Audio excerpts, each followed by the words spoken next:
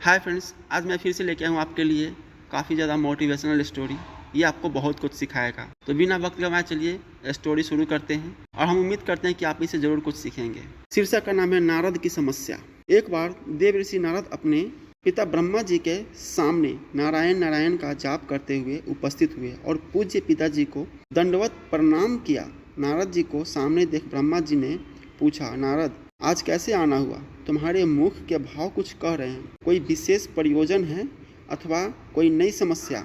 नारद जी ने उत्तर देते हुए कहा, पिताजी ऐसा कोई विशेष प्रयोजन तो नहीं है। कई दिनों से एक प्रश्न मन में खटक रहा है। आज आपसे इसका उत्तर जानने के लिए उपस्थित हुआ हूँ। तो फिर विलंब कैसा? मन की शंकाओं का समाधान शीघ्रता से कर लेना ही ठीक रहता है। इसलिए निसंकोच अपना प्रश्न पूछो। ब्रह्मा जी ने कहा, पिताश्री आप सारे सृष्टि के परम पिता हैं।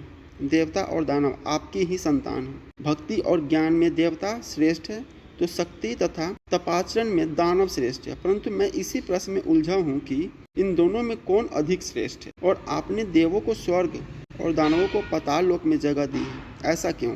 इन्हीं प्रश्नों का उत्तर जानने के लिए मैं आपकी शरण में आया हूँ। नारद ने ब्रह्मा जी से अपना प्रश्न बताते हुए कहा। नारद का प्रश्न सुन ब्रह्मदेव बोले, नारद इस प्रश्न का उत्तर देना तो कठिन है और इसका उत्तर मैं नहीं दे पाऊंगा, क्योंकि देव और दानव दोनों ही मेरे पुत्र हैं एवं अपने ही दो पुत्रों की तुलना अपने ही मुख से करना उचित नहीं होगा। लेकिन फिर भी तुम्हारे प्रश्न का उत्तर ढूंढने में मैं तुम्हारी सहायता कर सकता हूँ। तुम आज ही देवों और दानवों दोनों को मेरी ओर से भोजन का निमंत्रण भेजो। कल ही हम उनके लिए भोजन का आयोजन करेंगे और कल ही तुम्हें तुम्हारे प्रश्न की देव क्यों स्वर्गलोक में और तथा दानव पाताल लोक में का उत्तर भी मिल जाएगा।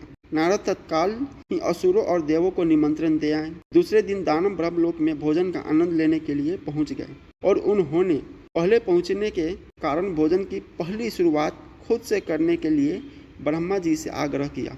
भोजन की थालियां परोसी गई। दानव भोजन करने के लिए बैठे। वे भोजन शुरू करने ही वाले थे कि ब्रह्मा जी हाथ में कुछ लकड़ियां लेकर उनके समक्ष उपस्थित हुए और उन्होंने कहा, आज के भोजन की एक छोटी सी शर्त है। मैं यहाँ उपस्थित हर एक अतिथि के दोनों हाथों में इस प्रकार से लकड़ी बांधूंगा कि वो कोहिनी से मुड़ नहीं पाए, और इसी स्थिति में सभी को भोजन करना होगा। कुछ देर बाद सभी असुरों के हाथों में लकड़ियां बन चुकी थी। अब असुरों ने खाना शुरू किया, पर ऐसी स्थिति में कोई कैसे खा सकता था? कोई असुर सीधे थाली में मुंह डालकर खाने का प्रयास करने लगा, तो कोई भोजन को हवा में उछालकर मुंह में डालने का प्रयत्न करने लगा। दानवों की ऐसी स्थिति देखकर नारद जी अपनी हंसी नहीं रोक पाए। अपने सारे प्रयास विफल होते देख दानव बिना खाए ही उठ गए और क्रोधित होते हुए बोले, हमारी यही दशा ही करनी थी तो हमें भोजन पर बुलाया ही क्यों? कुछ देर पश्चात देव भी यहाँ पहुँचने वाले हैं। ऐसी ही लकड़ियाँ आप उनके हाथों में भी बांधिएगा ताकि हम भी उनकी दुर्दशा का आनंद ले सके। कुछ देर पश्चात देव भी वहाँ पहुँच गए और अब देव भोजन के लिए बैठे। देवों के भोजन मंत्र पढ़ते ही ब्रह्मा जी ने सभी के हाथों में लकड़ियां बांधी और भोजन की शर्त भी रखी। हाथों में लकड़ियां बांधने पर भी देव शांत रहे।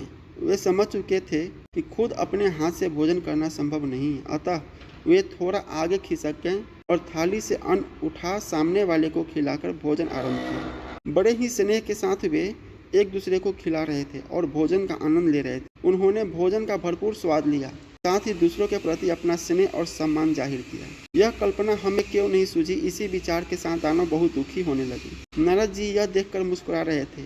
नारद जी ने ब्रह्मा जी से कहा, पिताजी आपकी लीला अगाध है।